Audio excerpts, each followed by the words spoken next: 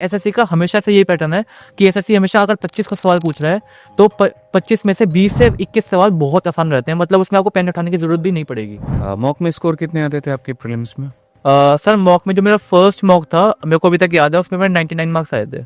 अच्छा। तो जब डबल डिजिट आई तो मेरे को थोड़ा सा लगा कि बहुत मेहनत करने की ज़रूरत है, हाँ। क्योंकि 99 से काम नहीं बनेगा। एफकेट मैंने 5 बार क्लियर कर रखा है एंड सीडीएस 2 बार क्लियर कर रखा है। एंड उसके अंदर मेरा मेडिकल में मेरी नाक की हड्डी टेढ़ी है अंदर से, अगर वो चीज़ नहीं होती तो मे भी आज मैं फ्लाइंग लेफ्टिनेंट होता। फिर उसके बाद आपने ये गवर्नमेंट जॉब की तरफ जाने का कब सोचा आपने, चूंकि ग्रेजुएशन अच्छे कॉलेज से आप कर रहे थे? 50,000 रुपए की महीने की नौकरी आपने छोड़ करके सरकारी नौकरी चूज करने का सोचा आपने, क्यों? सर सरकारी नौकरी पहले तो आपको स्टेबिलिटी प्रोवाइड करती है। एनसीसी क्या है? सर एनसीसी बेसिकली एक यूथ ऑर्गेनाइजेशन है। बहुत लोग तो इसको टाइम पास मानते, बोलते हैं अरे क्या कर रहे, कुछ नहीं करे, ग्राउंड में परेड कर रहे हैं। फर्स्ट अटेम्प्ट में मैंने क्लियर किया है। मैं बहुत लोगों से मिलता हूँ तो बंदे आश्चर्यचकित हो जाते हैं कि भाई तूने फर्स्ट अटेम्प्ट में निकाल लिया। तो लोगों को वो चीज़ बतानी कि हाँ आप 130 के स्कोर पे अगर आप स्टक हो तो आप कैसे 180 के स्कोर पे जाओगे, क्योंकि आप जानते हो कि एसएससी का ये जो एग्जाम है ये ऐसा बन चुका है कि आपको 180 मार्क्स लाने ही पड़ेंगे अगर आपको सिलेक्शन चाहिए तो।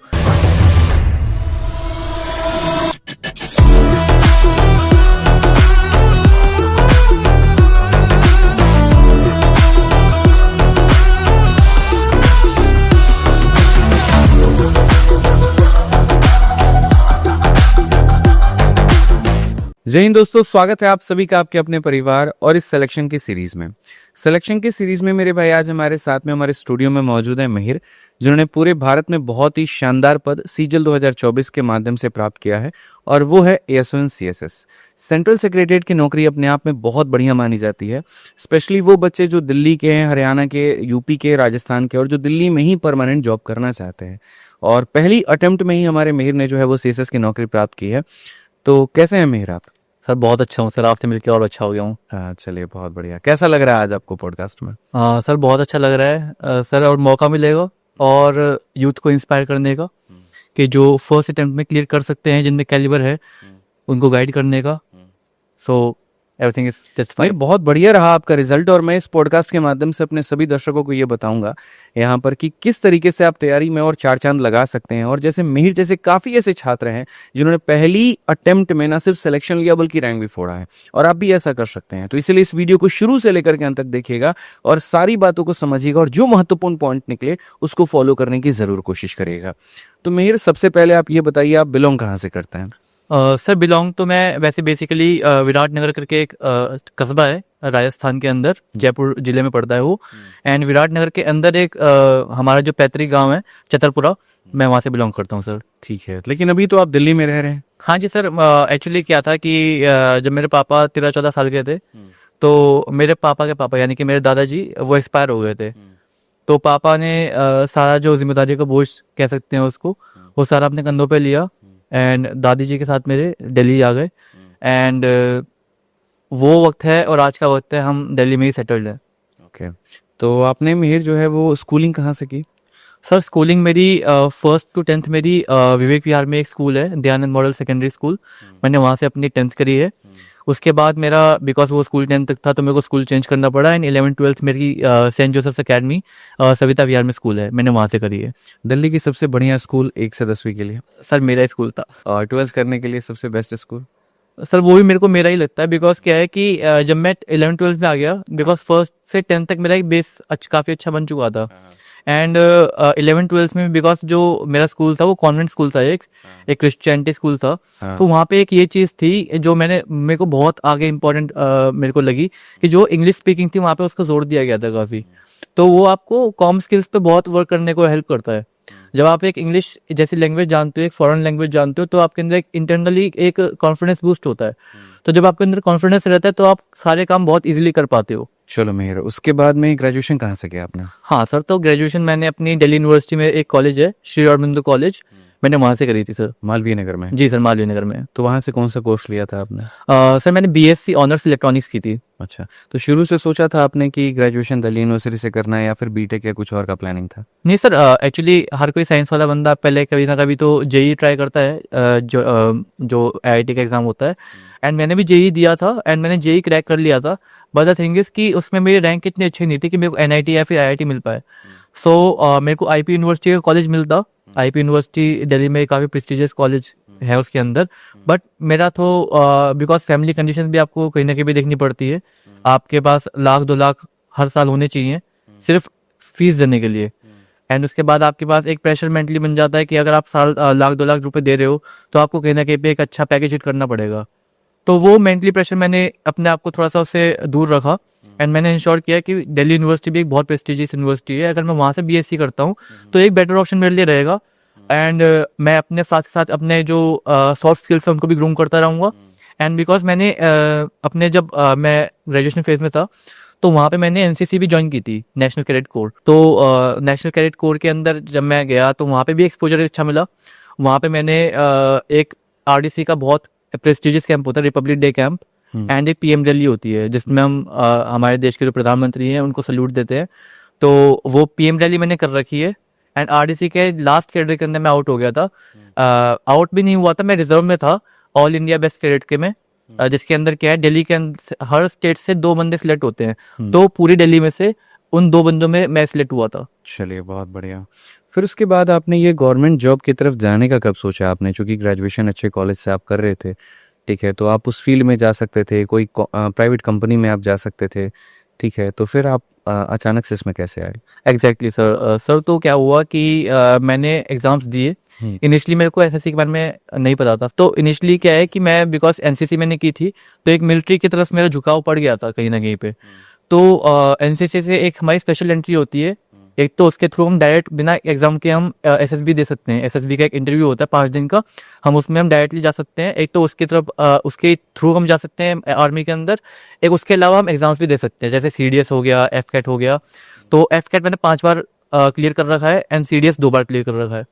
तो एफकेट के अंदर मेरी एक एंट्री आई थी जब मैंने देहरादून के अंदर मैं एसएसबी देने के लिए गया था, तो मेरा एसएसबी भी क्लियर हो चुका था वहाँ पे, एक एसएसबी मेरा क्लियर हुआ है सिंगल। एंड उसके अंदर मेरा मेडिकल में मेरी नाक की हड्डी टेढ़ी है अंदर से, मेरे को डीएनएस का इशू है, डेविएटेड नेजल सेप्टम का। तो जो डीएनएस का इशू था उसके थ्रू मैं बाहर हो गया था मेडिकल में। अगर वो चीज़ नहीं होती तो मे बी आज मैं फ्लाइंग लेफ्टिनेंट होता किसी एयर की स्क्वाड्रन में, बट डेस्टिनी है, हम आज यहाँ पहुँचे हैं तो डेस्टिनी है, मैं डेस्टिनी को मानता हूँ। एनसीसी क्या है? सर एनसीसी बेसिकली एक यूथ ऑर्गेनाइजेशन है। It is the largest youth organization of the world I would say, because क्या है कि इसके अंदर आपको एक यूनिफॉर्म मिलती है, जैसे आप एक्साइज इंस्पेक्टर की जानते हो खाकी वर्दी होती है, सिमिलरली आर्मी की खाकी वर्दी होती है, नेवी के अंदर वाइट यूनिफॉर्म होती है, एंड एयरफोर्स के अंदर ब्लू यूनिफॉर्म होती है, जैसे उनकी पेरेंट ऑर्गेनाइजेशन की होती है। इसके अंदर आपको क्या होता है कि एक एक्सपोजर मिलता है towards a military life, like how military works. तो आप बेहतर तरीके से समझ पाते हो कि हाँ इसके अंदर आपका कैलिबर बनेगा कि नहीं बनेगा, आप उस ट्रेनिंग को झेल पाओगे कि नहीं झेल पाओगे, आपको वेपन्स चलाने को मिलते हैं और चीजें चलाने को मिलती है। नहीं, लेकिन स्कूल में हमने देखा कभी वेपन नहीं दिए गए किसी सर को। स्कूल के बच्चों को नहीं दी जाती मे बी, बट हमने क्या है कि बिकॉज मैंने बी और सी सर्टिफिकेट किया था तो हमको प्रैक्टिस के टाइम पे हमको .22 बोर राइफल होती है वो चलाने को दी थी। तो एनसीसी में इतने लेवल की ट्रेनिंग देते हैं? बहुत सर। बहुत लोग तो इसको टाइम पास मानते, बोलते हैं अरे क्या कर रहे, कुछ नहीं कर रहे, ग्राउंड में परेड कर रहे हैं। सर टाइम जो पास स्कूल वाले बच्चे होते हैं वो तो यही मानते हैं कि एनसीसी तो कुछ नहीं है, टाइम पास है। तो एनसीसी क्या है मतलब? एक्चुअली सर आप एनसीसी के जो रियल वैल्यू है, आप जब उन लोगों से पूछेंगे जिन्होंने आरडीसी में जो राजपथ एक जो प्री मिलिट्री पास्ट होती है हमारा जो देश का गौरव है 26 जनवरी को देखने को मिलता है, तो 26 जनवरी के दिन जो बंदे एनसीसी का एक खुद का कैडर चलता है, खुद की जो कंटिजेंट चलती है, जो बंदे उसमें चलते हैं ना वो रियल वैल्यू जानते हैं। मैंने खुद ने भी पीएम रैली में पार्ट लिया था। पीएम रैली की खुद की एक मार्च पास्ट होती है जिसमें हम जो देश के प्रधानमंत्री होते हैं उनको सल्यूट करते हैं। मैं खुद मोदी जी को मैंने देख रखा है अपनी आंखों के आगे, उनको सल्यूट दे रखा है। तो that is a proud moment, लोग उस प्राउड मोमेंट के लिए जीते हैं एंड उस मोमेंट को जीने के लिए बहुत मेहनत करनी पड़ती है। ठीक है, एनसीसी का फ्यूचर में क्या फायदा है? फ्यूचर में फायदा ये है कि जैसे आप जानते हो एसएससी सीपीओ का एग्जाम होता है, तो एसएससी सीपीओ के एग्जाम में आपको 5% के बोनस मार्क्स मिलते हैं। जिन्होंने एनसीसी कर रखा है? जी सर। जिनके पास सी सर्टिफिकेट है, जिनके पास बी सर्टिफिकेट है उनको 3% का मिलता है। ठीक है। तो सी सर्टिफिकेट वालों को, और सर आप जानते हो खुद भी सर कि एक एक मार्क्स की अहमियत होती है, रैंक ऊपर नीचे हो सकती है, तो वहाँ पे 5% आपको बोनस मार्क्स मिल रहा है, that is a very good thing. And उसके अलावा आपको डायरेक्ट एंट्री मिलती है अगर आप जिस भी पेरेंट ऑर्गेनाइजेशन में हो। अगर आप आर्मी की एनसीसी में हो तो आपको आर्मी के अंदर, एयरफोर्स में हो तो आपको एयरफोर्स के अंदर। मतलब हर किसी का अपना एनसीसी? नहीं, एनसीसी एक सिंगल ऑर्गेनाइजेशन है, बस उसमें डिफरेंट विंग्स हैं। अच्छा। आर्मी की अलग विंग है, एयरफोर्स की अलग विंग है, एंड नेवी की अलग विंग है। तो एनसीसी में लोग कैसे जा सकते हैं?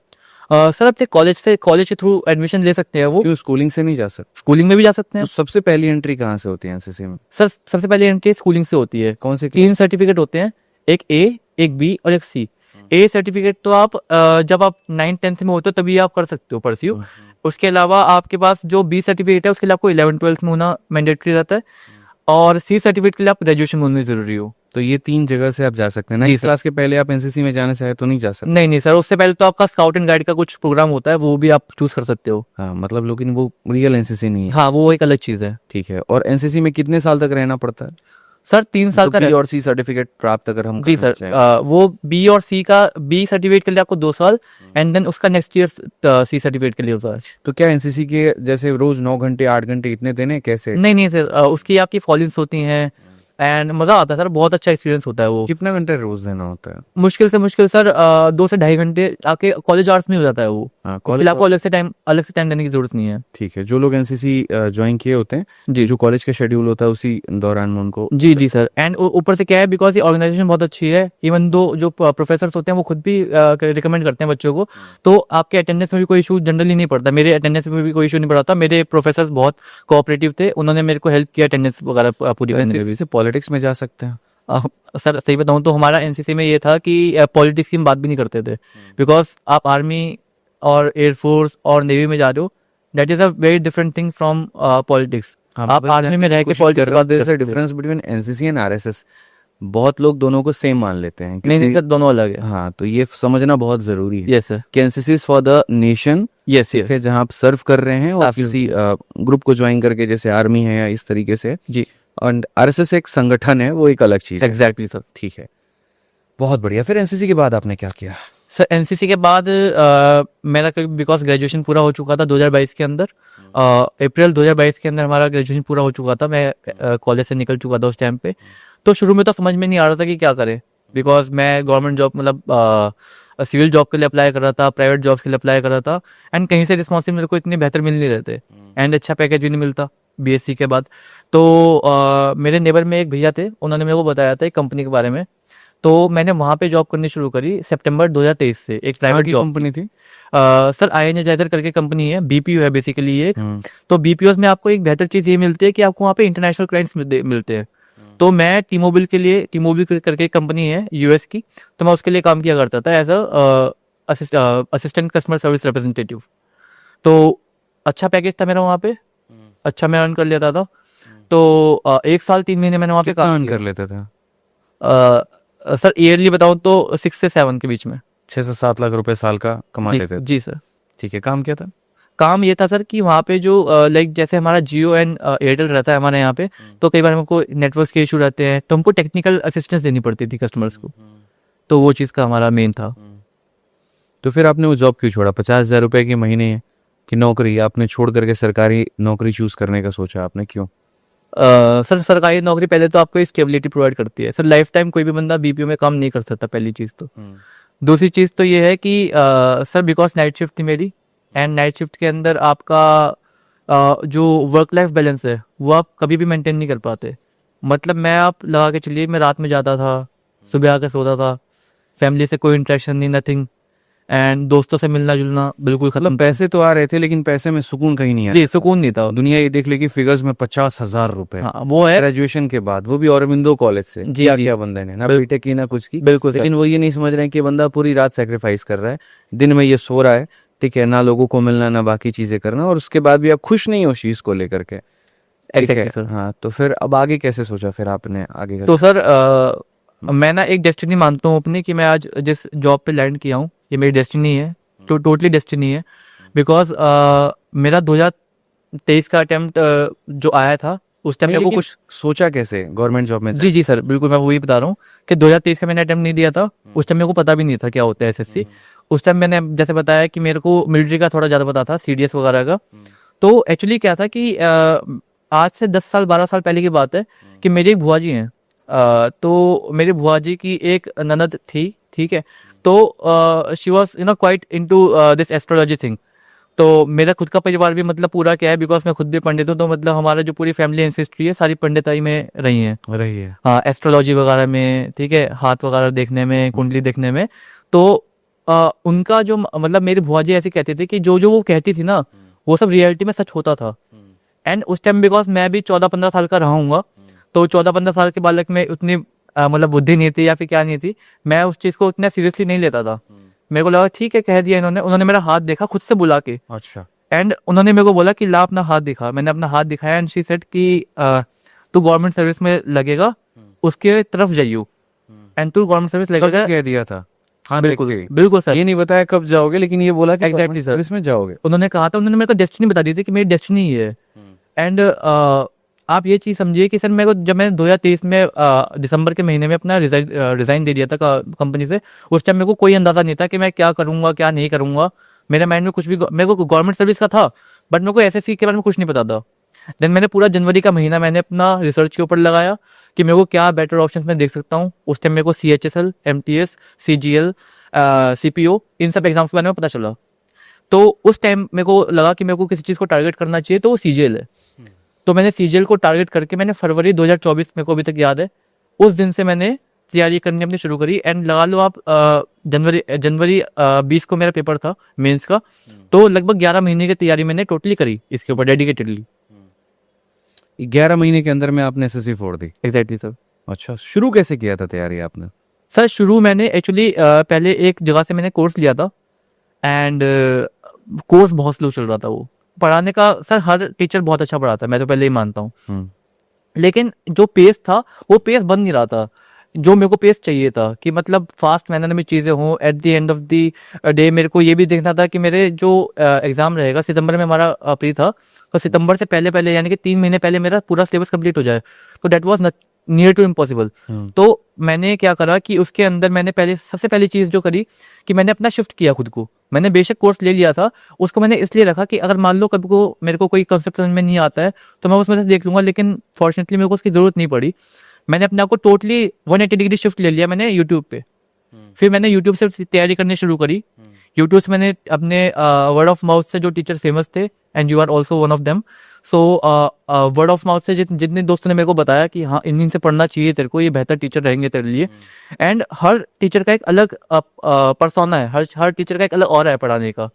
जैसे मैं अगर आपका बताऊं तो आपका जो ऑरा है पढ़ाने का बहुत ठहराव भरा है कि जैसे मतलब एक तरीके से झरना बहता है, बहुत सूदिंगली बहता है, बिल्कुल नहर बहती है, उस तरीके से पढ़ाने का तरीका है आपका। तो जिस बंदे को बहुत फास्ट चीज़ें समझ में नहीं आती हैं, वो बंदा इजीली कैच नहीं कर पा रहा है, सो आई विल टोटली रिकमेंड कि वो आपसे पढ़े, क्योंकि वो बहुत सूदिंग वे में पढ़ाएगा, बहुत स्लो पढ़ेगा। शुरू में वो A+B पढ़ेगा, देन वो फिर AQ+B3 भी पढ़ेगा, एकदम शुरू से लेकर के 0 to Exactly, sir. तक पूरा अगर तैयारी करना है तो Exactly. वो हो जाएगा यहाँ पे। बिल्कुल सर। ये आपका मानना है। एंड एक चीज मैं सर की कहना चाहूंगा कि सर की एक 51 डेज 51 कॉन्सेप्ट की एक सीरीज थी जो पहले आई थी। एंड अभी इस टाइम पे दौरान मैं जब मेरा एग्जाम हो गया था उसके बाद से मैंने सर का एक सीरीज चल रहा है 101 कॉन्सेप्ट्स का, 101 डेज एंड 101 कॉन्सेप्ट्स, जो कि सर की बुक में भी है। तो वो सीरीज चल रही है सर अभी आपकी। तो मैं टोटली रिकमेंड करूंगा जो भी स्टूडेंट्स अभी पढ़ रहे हैं एंड जो सूदिंग वे में चीज़ों को ईजी वे में अपना रिवीजन भी करना चाहते हैं, और जो अभी सिलेबस जिनका पूरा नहीं हुआ है वो भी, तो वो टोटली उस वीडियो के ऊपर डेडिकेट करें। ठीक है, जो बंदा लाइव पढ़ना चाह रहा है वो लाइव पढ़े, और जो बंदा रिकॉर्डेड पढ़ना चाहता है मेरी तरह, मैं रिकॉर्डेड पढ़ा करता था, तो वो रिकॉर्डेड पढ़े। Everything is fine. अगर कोई बंदा पढ़ने वाला है, डेडिकेटेड है अपने गोल की तरफ, and first and most important thing वो गोल उसका खुद का है, किसी का थोपा हुआ गोल नहीं है, तो वो बंदा टोटली सीजीएल क्रैक कर लेगा। सीजीएल जैसा एग्जाम ज्यादा मुश्किल नहीं है क्रैक करना। तो हो सकता है। Exactly sir. बाकी सब्जेक्ट की तैयारी आपने कैसे की? पहले शुरुआत करते हैं मैथ से। जी सर। ये सबसे पहले मैंने अपने एसएससी का जो वेबसाइट है वहाँ से उनका सिलेबस डाउनलोड किया। सिलेबस डाउनलोड करने के बाद उसमें आप देखेंगे कि उसमें हर टॉपिक लिखा हुआ है कि हम इस जगह से सवाल पूछ सकते हैं। ठीक है। तो मैंने उन टॉपिक्स को एक लिस्ट डाउन कर लिया एक कॉपी के अंदर, एंड अगर जिस पास कॉपी नहीं है तो वो उस PDF के अंदर भी कर सकता है। तो मैंने लिस्ट डाउन कर लिया एंड मैंने इसको टेबुलर फॉर्म में कर लिया, लाइक 4 टेबल्स बना लिए, एंड मेरे को बस टिक करना था कि मेरा ये टॉपिक हो चुका है। तो मेरी सिंगल रिवीजन की थी, सेकंड रिवीजन की थी, थर्ड रिवीजन की थी एंड फोर्थ रिवीजन की थी। फर्स्ट रिवीजन में जो पहला वाला जो रिवीजन था मेरा, उसमें टोटली मेरे को सिलेबस कवर करने का मेरा टारगेट था, क्योंकि मेरे को पहले सिलेबस कवर करना था। तो फिर मैं अपनी क्या करता था कि मैं टॉपिक वाइज सर्च करता था। लाइक अगर मेरे को नंबर सिस्टम पढ़ना तो मैं नंबर सिस्टम सर्च करता था यूट्यूब के ऊपर, एंड नंबर ऑफ वीडियोस आती थी। उसमें से आप अपना कंटेंट कंसाइज रखो, जितना कम रख सको आप, क्योंकि आप जब ज्यादा चीजें पढ़ोगे ना तो ज्यादा चीजें की तरफ आपका ज्यादा माइंड डाइवर्ट रहेगा। ठीक है, किसी एक टीचर का पढ़ाने का तरीका कुछ अलग है, किसी एक टीचर का पढ़ाने का कुछ तरीका कुछ अलग है। मे बी ऐसा हो सकता है पॉसिबल कि कोई टीचर एक चीज ज्यादा बेहतर पढ़ाता हो, कोई चीज एक जिसका तरीका अलग हो आपका समझ में ना आता हो। तो आप मेक श्योर करो कि आप वीडियो देख रहे हो, आपको वो चीज समझ में आ रही है कि नहीं आ रही है। एंड इन सब चीजों के लिए आपको मॉक देना बहुत जरूरी है। तो आप मॉक भी साथ साथ देते रहो। अगर आप फुल मॉक नहीं दे पा रहे हो, अगर आप फुल मॉक नहीं देना चाहते हो, तो आप सेक्शनल मॉक भी दे सकते हो, क्योंकि सेक्शनल मॉक देना एक बेटर ऑप्शन हो जाता है उस केस में, जो आपको एक पर्टिकुलर टॉपिक को लेके मॉक देना है एंड अपनी नॉलेज चेक करनी है। मॉक टेस्ट कितने लगाए आपने? सर मॉक टेस्ट मैंने कम से कम 60 से 70, 60 to 70 मैंने मॉक्स लगाए होंगे। प्रीलिम्स के? बिल्कुल सर। और मेंस के? मेंस के करीब करीब 40 से 50। 40 से 50? जी सर। मॉक में स्कोर कितने आते थे आपके प्रीलिम्स में? सर मॉक में जो मेरा फर्स्ट मॉक था, मेरे को अभी तक याद है, उसमें मेरे 99 मार्क्स आए थे। अच्छा। तो जब डबल डिजिट आई तो मेरे को थोड़ा सा लगा कि बहुत मेहनत करने की जरूरत है, हाँ। क्योंकि 99 से काम नहीं बनेगा। बनेगा। एंड इवन दो मतलब जब आप इस बैकग्राउंड से आते हो कि जब आपको कोटा का इतना फायदा नहीं मिलेगा, तो आपको पता होता है कि हाँ आपको मैक्स टू मैक्स स्कोर करना ही चाहिए। एंड बिकॉज क्या है कि लास्ट टाइम की जो कट ऑफ गई थी वो 150 गई थी, तो एक माइंड में पर्सोना भी वो था कि भाई 150 से तो ऊपर कट ऑफ जाएगी, आप वो कंसिडर करके ही चलो। बिल्कुल। तो एक वो माइंडसेट भी था। तो 140 पे आके मेरा मार्क्स एक बार को स्टक कर गया था आके, तो 135 to 140 पे आके मेरा मार्क्स स्टक कर गया।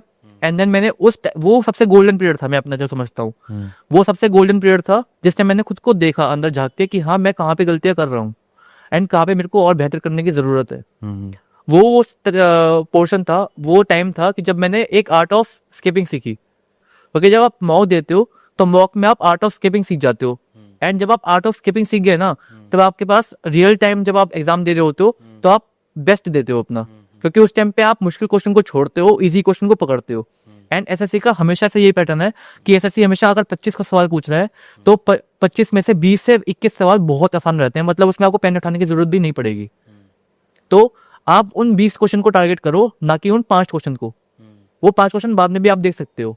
तो जब आप 5 क्वेश्चन को देख लोगे, समझ लोगे, कर लोगे, अब आपका 20 क्वेश्चन करने के बाद कॉन्फिडेंस एक बहुत हाई लेवल पे होता है, आप उन 5 क्वेश्चन में सिली मिस्टेक भी नहीं करोगे। तो ये मेरा मानना है सर। मेरे कुछ सवाल हैं और जिनके छोटे छोटे आंसर्स आपको देने हैं। जी सर। ठीक है, सबसे पहला मेरा ये सवाल है कि एक बच्चे का आइडियल स्टडी रूटीन क्या होना चाहिए? मेरे हिसाब से जो एक आइडियल रूटीन होना चाहिए, फर्स्ट ऑफ ऑल बंदा सारे सब्जेक्ट पे फोकस करे, पहली चीज ये। दूसरी चीज ये कि अगर मैं जैसे पर्सनली किया करता था, मैं हर दिन एक सब्जेक्ट किया करता था कि मैं अगर एक दिन में मेरा टारगेट बना के चलता था। आप डेली के टारगेट बनाओ कि अगर मान लो आज के दिन मेरे को नंबर सिस्टम खत्म करना है तो नंबर सिस्टम खत्म करो। छोटे चैप्टर है तो 2-3 चैप्टर मिला के उसको क्लब करके आप एक दिन में खत्म करो। अगर आप वोकैब कर रहे हो तो आप एक दिन में वोकैब के 1000 वर्ड कंप्लीट करो। 10 घंटे में आपका 10-12 घंटे का आपका डेली का रूटीन रहना ही चाहिए अगर आप आइडियली कर रहे हो तो। और आप घंटे मत गिनो, फर्स्ट थिंग। और सेकंड थिंग, आप ना जो पढ़ रहे हो उसको आप बीच बीच में नेचुरल रेस्ट लो। जैसे आपका खाने का रेस्ट हो गया, लंच का रेस्ट हो गया, डिनर का रेस्ट हो गया, तो ये आपके नेचुरल रेस्ट होते हैं। तो आप ये नेचुरल रेस्ट लो ताकि आपको अलग से रेस्ट लेना ना पड़े। तो ये मेरी एक रिकमेंडेशन रहेगी फॉर दी अदर स्टूडेंट्स। ठीक है, इसके अलावा बात करते हैं परेशानियों से बाहर कैसे आए। मतलब बहुत ज्यादा डिमोटिवेट हो जाते हैं जी। ठीक है, तो उसमें अपने आप को मेंटेन कैसे रखें, काम कैसे रखें? सर जब भी डिमोटिवेटेड रहते हो तो आप अपनी परेशानी से रहते हो। तो मैं क्या करता था, मैं पर्सनली अपने लिए करता था कि मैं बाहर निकलता था घर से, मैं रोड पे जाके घूमता था और मैं अलग अलग तरीके के लोगों को देखा करता था। कोई किसी तरीके से परेशान रहता था, कोई किसी तरीके से परेशान रहता था। तो जब आप बाहर रहोगे ना, आप जब बाहर निकलोगे पहले तो आप ताज़ी हवा में रहोगे, उससे आपका माइंड रिलैक्स हो जाएगा। सेकंड थिंग, जब आप दूसरे लोगों को देखोगे तो आप ये देखोगे कि हाँ दूसरे लोग मेरे से भी ज़्यादा परेशान हैं, तो आप रिलेटिवली आप बहुत बेहतर पोजीशन में हो। एंड अगर आपकी एजुकेशनल बैकग्राउंड आपका बहुत अच्छा है, या फिर अगर नहीं भी है, आप खुद भी पर्सनली आप एजुकेशनली बहुत साउंड कर रहे हो, तो that is the best thing for you. You are in a best condition. क्योंकि ऐसा कहा जाता है यहाँ पर कि पढ़ने वाले बच्चे को किसी चीज पर फोकस नहीं करना चाहिए। ठीक है ना, पूजा मतलब पाठ में बहुत ज्यादा समय भी नहीं देना चाहिए। ठीक है, और ना फिर और भी चीजों में, पॉलिटिक्स में बहुत समय नहीं देना चाहिए, खेलने में बहुत समय नहीं देना चाहिए। लेकिन मैं आपको देख पा रहा हूँ कि आप तिलक लगाए हुए हैं। जी सर। तो आप लगभग कितना देर पूजा करते हैं? स्पिरिचुअलिटी में आपका बिलीव कितना है? जी सर, तो आप ये समझिए सर, मैं डेली का 1 घंटा मैं अपना पूजा को देता हूँ। मैं सुबह मेरा डेली का आइडियल टाइम रहता है 8 बजे का, और 8 बजे के टाइम के बाद मैं 9 बजे उठ जाता हूँ। 9 से 9:15 बजे लग जाते हैं मेरे को। मेरा डेली का एक रूटीन है कि मैं डेली शिव जी को जल चढ़ाता हूँ। डेली मैं हनुमान चालीसा का पाठ करता हूँ, बजरंग बाण का पाठ करता हूँ, एंड अपना जो हनुमान अष्टक है उसका पाठ करता हूँ, एंड राम जी की स्तुति है उसका मैं पाठ करता हूँ। तो ये मेरा डेली का रूटीन है। ये करने के पीछे का रीजन? सर आपको कहीं ना कहीं से ना एक पॉजिटिव मूड चाहिए होता है, एंड जब तक आप सिर्फ स्पिरिचुअलिटी से जुड़े रहते हो तो आपका एक कनेक्शन गॉड से जुड़ा होता है। जब आप गॉड से एक कनेक्शन जोड़ लेते हो ना, तो आप उस टाइम पे बहुत पॉजिटिव रहते हो, बहुत मोटिवेटेड रहते हो, self motivated. Because sir motivation देने के लिए लाख जने हैं, लेकिन आप जब सेल्फ मोटिवेटेड हो तो आपको किसी की जरूरत नहीं है। किसी की जरूरत ही नहीं पड़ती वहाँ। बिल्कुल सर। बहुत बढ़िया। तो आपने जो कहा कि सर मैं स्पिरिचुअलिटी पे बिलीव करता हूँ, वो इस वजह से नहीं कि आपको दूसरों को दिखाना है या दूसरों को खुश करना है। जी सर। अपने मन को शांत रखना और अपने आप को अपने ईश्वर से कनेक्ट करके रखना। बिल्कुल सर। बहुत शानदार जवाब था आपका ये। तो मेरे मिहिर तरफ से बहुत सारी शुभकामनाएं। मैं आपको बता दूं कि मैंने बहुत सारे पॉडकास्ट लिए हैं, लेकिन one of the best podcast आज हमारा ये रहा है। Thank you so much sir. और बहुत शानदार तरीके से बच्चे आपने तैयारी की, बहुत शानदार तरीके से चीज़ों को पढ़ा आपने, और मुझे उम्मीद है कि जीवन में आप बहुत कामयाब बनेंगे, बहुत आगे बढ़ेंगे।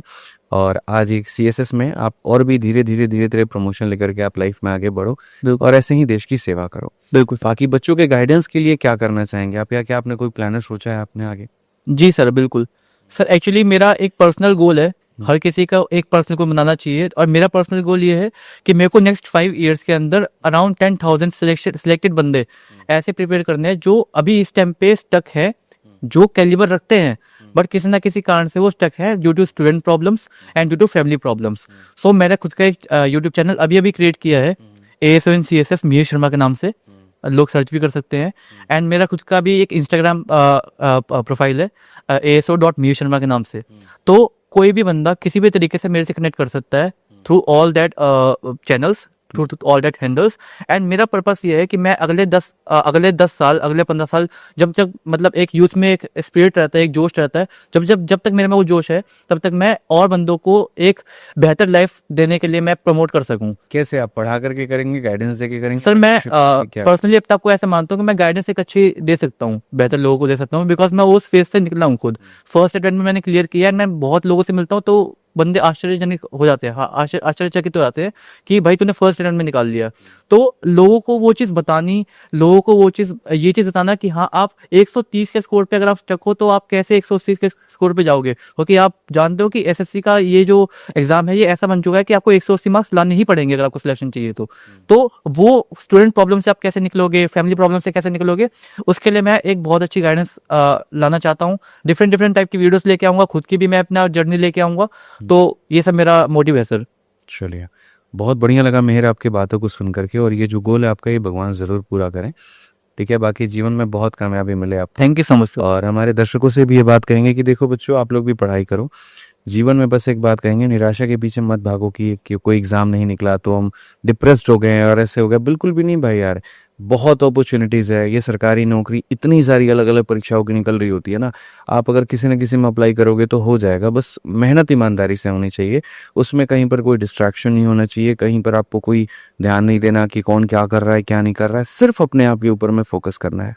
आज अगर मिहिर की मैं बात करूं तो इनके जीवन में बहुत दोस्त नहीं रहे, इनके जीवन में बहुत डिस्ट्रैक्शंस नहीं रहे, सोशल मीडिया का बहुत दुरुपयोग इन्होंने नहीं किया, कंसिस्टेंट रहे, अपने आप पर फोकस किया, और आज 11 महीने के अंदर में सिलेक्शन लेकर के ये आपके सामने कैमरे के आगे मौजूद है, ठीक है? जीवन के हर उस फेस को इन्होंने देखा है यहाँ पर, ठीक है? लेकिन उसके बाद भी इनको पता था कि मुझे जाना कहाँ है, और उसके लिए तैयारी की और आज वहाँ पहुँचे हैं। आप भी अगर ऐसा करोगे तो आप भी वहाँ पर जा सकते हो। हम सभी शिक्षकों का पूरा योगदान रहेगा आपके लिए। आप बस मेहनत करिए और जीवन में आपको सफलता ज़रूर मिलेगी। बाकी आज का पॉडकास्ट बहुत शानदार रहा। आप मिहिर की वीडियो को ज़रूर शेयर करें, लाइक करें और चैनल को ज़रूर सब्सक्राइब करेंगे। मिलेंगे अगली वीडियो में, लेकिन अगर तब तक कोई आपका डाउट है तो कमेंट बॉक्स में ज़रूर बताएं, मिहिर उसका पर्सनली रिप्लाई कर देंगे या मैं कर दूंगा। मिलेंगे अगली वीडियो में, आज के लिए इतना ही। जय हिंद।